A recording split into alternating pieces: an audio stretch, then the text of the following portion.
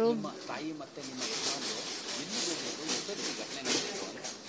ಅವ್ರು ಬೆಳಿಗ್ಗೆ ಕೆಲ್ಸಕ್ಕೆ ಹೋದ್ರು ಸರ್. ಇಬ್ಬರು ಯಡಿಯೂರಲ್ಲಿ ಅಂಗಡಿ ಇದೆ, ಅಲ್ಲೋ ಓಪನ್ ಮಾಡೋಕ್ಕೆ ಹೋದ್ರು ಬೆಳಿಗ್ಗೆ 9 ಗಂಟೆಗೆ.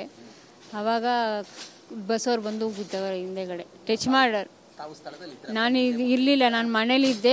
ಕಾಲ್ ಬಂತು ಅಲ್ಲಿಂದ, ಯಾರೋ ಕಾವೇರಿ ನಗರ ತಾತಗುಣಿ, ಅವ್ರು ಕಾರ್ಪೆಂಟ್ರು, ಅವರು ಸುಣ್ಣ ಮಾಡ್ತಾರೆ. ಅವ್ರ ಅಂಗಡಿ ಹತ್ರ ಅವ್ರು ಬಿಟ್ಬಿಟ್ಟು ಅವ್ರು ಯಡಿಯೂರು ವೈಭವ್ ಹೋಟೆಲ್ ಇದೆಯಲ್ಲ ಸರ್, 64 ಆಗಿದೆ. 5 ಜನ, 2 ಹೆಣ್ಮಕ್ಳು 3 ಜನ ಗಂಡು ಮಕ್ಕಳು. ಹಾಂ ಆಗಿದೆ.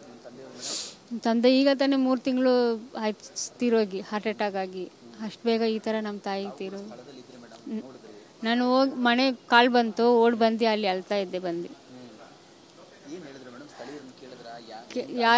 ಯಾರು ಏನು ಹೇಳಿಲ್ಲ ಸರ್. ಅಲ್ಲಿ ಎಲ್ಲ ಸುಮ್ಮನೆ ಇದ್ದಾರೆ. ಯಾರು ಕೇಳಿದ್ರು ಯಾರು ಏನು ಹೇಳಿಲ್ಲ. ಅವರು ಮನೇಲಿದ್ದಾರೆ. ಅವ್ರಿಗೆ ಕೈಗೆ ಒಂದು ಸ್ವಲ್ಪ ಏಟಾಗಿದೆ. ಹೇಳಿದ್ರು.